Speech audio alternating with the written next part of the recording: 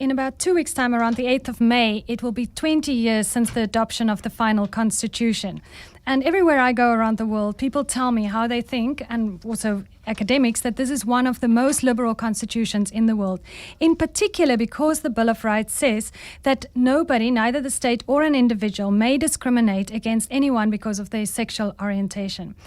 Yet, every day, we know men and women face harassment and abuse, attack, even sometimes death because of who they are and who they love. And this young woman that I'm going to speak to now knows far too much of that. Yonela Tyatyeka, you are very welcome here. Oh, thanks, and hello to your viewers. Yonela, I met you the first time about a year ago.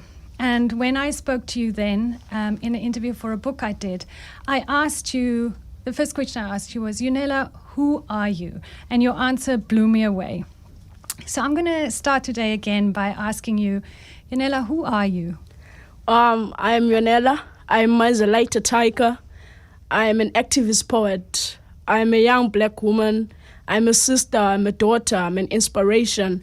And of course, I'm a black lesbian. You see? That's what happens when people are poets and they are rappers. Tell me a little bit about how you grew up. It wasn't an easy life, was it? Yeah, well, I was born and grew up in Nyanga. When I was growing up, my father was not there, and my mom was a domestic worker. Sometimes she was not working and all of that.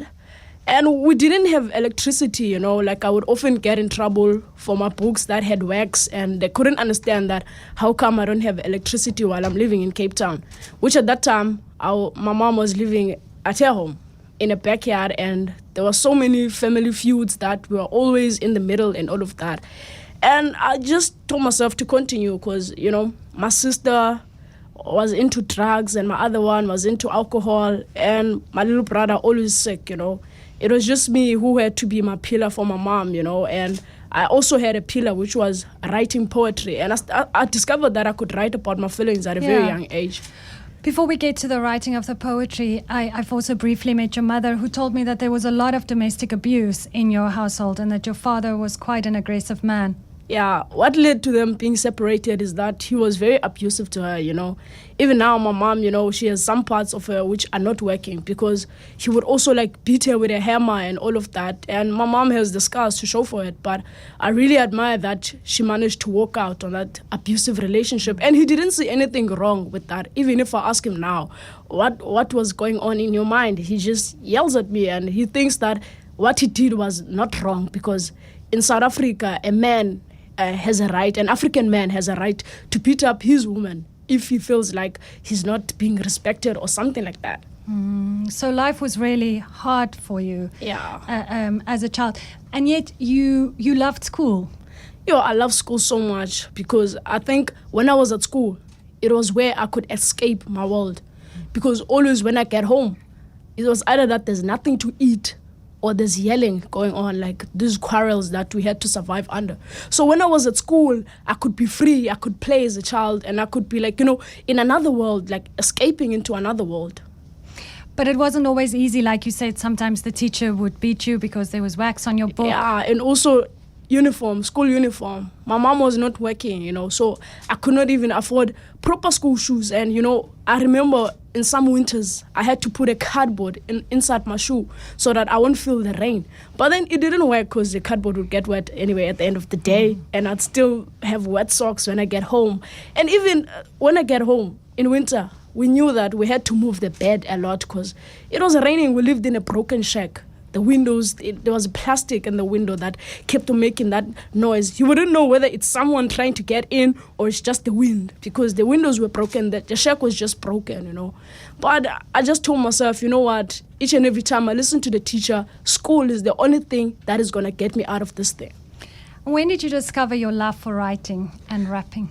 Well, when I was young, and I listened a lot to hip-hop and Tupac's and your Eminems, your Immortal Techniques. When I listened to those people, I felt inspired that these people are writing about their lives. What if I can also write about my life? And then I tried it out, and when I was performing, people what happened to people really touched me, and it showed me that I must really continue what I'm doing because I'm on the right path. And everybody who was mentoring me when I was growing up, like Cheslane and Unique, they told me, Maizo, never stop what you have, because what you have is what is going to save you out of the way. That's what really like saved me, because, you know, with my writing, I knew that I'm writing something like this. And I know that some poor child, some broken child in there who's listening to this can also get inspired, even if they can't write about it. But they can get inspired that I also have hope that one day is one day, you know. Before we go any further, I think you maybe should just tell people how old you are. I'm only 20. Yeah. Almost 21. Almost 21. Next month, I'm 21. Yeah. So tell me about your sister, Ntsiki. Ntsiki was my older sister. She like had a 6 years gap between us. Ntsiki was also a poet, but a broken poet, because she ended up using drugs. In 2010, the 3rd of September, that was the last day I ever saw Ntsiki alive. And Ntsiki disappeared after that day, and we couldn't find her. We tried everything. My mom had to go to traditional healers. We paid a lot of money. And people were taking us for a ride, you know, like. And that was the exact time that I won the Gem Early competition, and I came home with some prize money. My prize money had to go to all those traditional healers, those special churches that, you know, they say they can help you, you know. So my prize money had to go to all of that, which is I didn't mind, because I also wanted my sister back home. And then... But the thing, excuse me for interrupting, the thing you need to say is also that your sister was gay, that she had come out, and that she was well known as a gay activist. Am I right? Yeah, Ntsiki was also a lesbian. And yeah, so we knew her friends were lesbians or guys, you know. She didn't be friends with, you know, normal girls, like as society perceives as like normal girls. So she was a lesbian, and she was out and open about that. And yeah, she did much everything that every boy did when growing up, like played soccer and wore like a boy, you know. And so she suddenly disappears. I presume you go to the police and you say, your family, our daughter, my sister is gone. What do the police do? Well, the police said she's probably off with her boyfriend. And then we said, this person is a lesbian. And they said, nah, she's going to come back. She's old enough. But they opened the case anyway, but they never put in work. It was my family who went around knocking door to door. Whenever we had somebody said, the last time I saw Ntsiki, she was with what? We went to that person to knock, because the police we were actually doing what the police was supposed to be doing. They didn't put in much work in that, because they told us she's going to come back, she's old enough. And that year ended. Ntsiki was not back yet. And still we were going from place to place, you know. Even the way she was discovered, it was my family. The police never did anything. Yes, and so about a year later, you had something happened through a prisoner. Yeah, well, I wrote a song which was titled Ntsiki Come Back Home with my friend Cheslane at that time. So the song was out and everybody else had the song on their phone. And the song got into the right hands. A guy who had just come out of prison with my cousin was listening to the song, and he said, you know what, this kid must stop the song because this girl is dead. And then my cousin flipped at that moment, like, what do you mean she's dead? We're still looking for her. And then he decided, okay, I'm going to take you to the guy who did this. But then that guy would be afraid, because my cousin was a well-known gangster, and they were all afraid of him. So he had to work through that guy who told him. So they told him that Ntsiki was buried somewhere in an open field, but which was not the thing. So we took it to the police still with that story. When that guy telling the statements, the police didn't even make a move. And then one of my uncles, who was actually who was in the police service, he quitted after the case, because he felt like the police failed him, but he had done a lot for the police services. And he took his own team, his own time, not during like working hours, and he took the guy in, and he confessed that, no, I actually didn't bury Ntsiki. Ntsiki is still behind my house in the dustbin. That's how Ntsiki was discovered. So where was she discovered? In Nyanga, a place where she felt safe because it's home, but the very same place, like in her friend's house, because we knew that guy was his friend. And he kept on asking us, have you found Ntsiki yet? Is Ntsiki found? But he was the very same guy who knew when Ntsiki was. And where did they find her body or her bones? It was in a dustbin with a lot of rubbish on top of it, but the body was in that dustbin for the whole year. That must have been an awful discovery for you as a family, Yeah. for you, of your beloved sister. Yeah, it was because we expected to see her alive. And we expected, if she was dead, we expected to see her body, not bones. But what we saw was not somebody. We couldn't even identify that thing. We don't even know if that's how a human skeleton must be. It was just something that we couldn't accept, that this is our sister. She left walking. Now look at what comes back. How does one go back then after such a discovery? Yeah, it actually took time. Because the story was all over, like in front papers, and when I had to go to school and people were talking about it, and people had different versions of perceiving Tsiki as a bad person, or she was killed by her boyfriend, whereas we really know that Tsiki was gay and she was open about it. And I really thought but I couldn't control what people thought, each and every person has what they think about that. So it was really hard going up to school every day. I had to go to school though. Yonela, why was she killed? All the guys who came up with the story told us how they discovered the body themselves also, they also had a story. And this guy said he raped Tsiki, and Tsiki was fighting back. So he killed Tsiki that way. They were fighting. He says it was an accident. He didn't mean to kill Tsiki.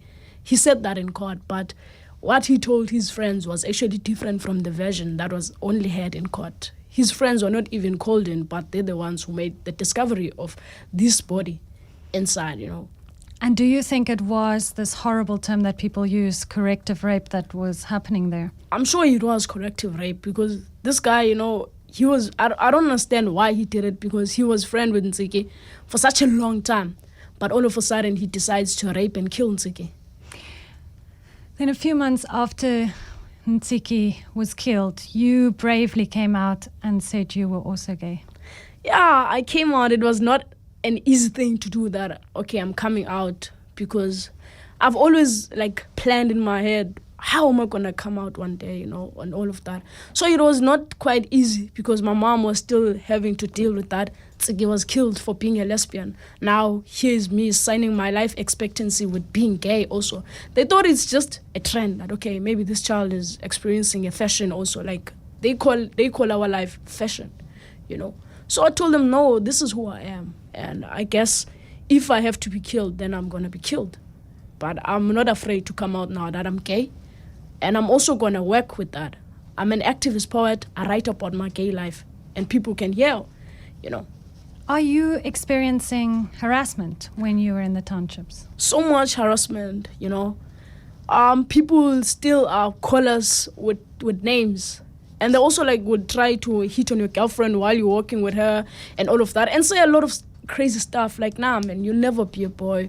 As if I said I want to be a boy. I don't want to be a boy. I just know that I'm a lesbian and that's who I am. It's something that I can't change, or I can't tell my mind, hey, think straight or be straight. I can't do that. I've tried to be straight all my life, but I failed being straight. What are some of the names that they call you? Well, they can call me a she-male. They call me a she-male. They also call me tomboy, which is not stabane, and all of that. Nongaindota. They call me a lot of words. Are you scared of your life sometimes? I think I used to be, but now I'm not scared, because I know I've done a lot in my life for such a young person, and I've also inspired other people to come out. So I'm not afraid. If I die now, that would be the freedom of other lesbians who are still to come out. Do you think gay women experience more homophobia and threats to their lives than gay men? I think according to statistics and the work that we have been doing, it's gay women who are mostly affected by homophobia, And I think they say guys, when I ask guys, they say it's kind of weird for women to be like this, because they're used to to guys, being gay. It's something that has been going on, but now they say now all of a sudden it's women who are coming out as gay, and so to them it's still something new. So according to statistics and all of the stuff, it has been women who have been killed We have been going to women funerals in the townships for them being killed. Because Ntiki wasn't the only person or gay person close to you that you lost. Yeah, Ntiki was not the only one. I also lost a friend, Phumeza Nkolonzi. She was gunned down inside her house. Till today, we haven't found whoever killed her. And she was a lesbian. And it is part of hate crime. Because she was not implicated in any crime or anything. She was just shot down. Yonela, you're now studying film, I believe. Yeah, so I'm doing well. Filmmaker. That's fantastic. But you're also a poet. And I wonder if I can ask you, could you do a poem for us? Yeah, can I stand? You can stand, yes. Yonela, so she needs to stand to be able to do her poetry. Yonela, what is the poem about? I'm just gonna recite one of my poems that I wrote when we were going through the court cases of listening to this guy's story, changing it. So I actually wrote a poem in response to him because I was mad at that time. But to clarify something, I have forgiven him for me so that I can pass. Yeah. Go ahead. This poem is called I Never Thought. I never thought that a brother from the hood could kill his own sister from the hood. I never thought that my naked eye would come close face to face with skeletons of the dead. I never thought I could see my own sister and not recognize her, let alone touch her, just because she had been barely decomposed into enigmatic puzzle pieces of a peculiar color when nothing seemed familiar. Her remains never needed a coffin because she has lost her shape and size as she was squashed in a dustbin for a whole year by a brother from another mother. Each day is built for a fighter when I come close face to face with a murderer.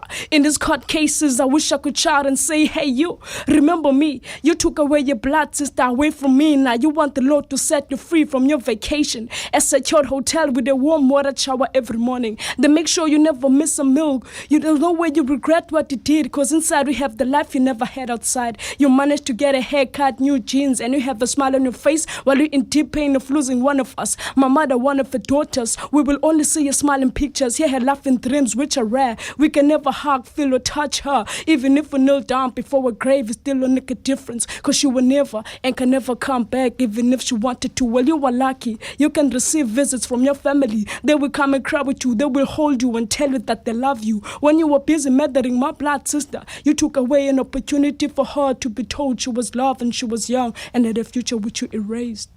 Yonela Tyatyeka. Powerful stuff. Yonela Tyatyeka, thank you very much.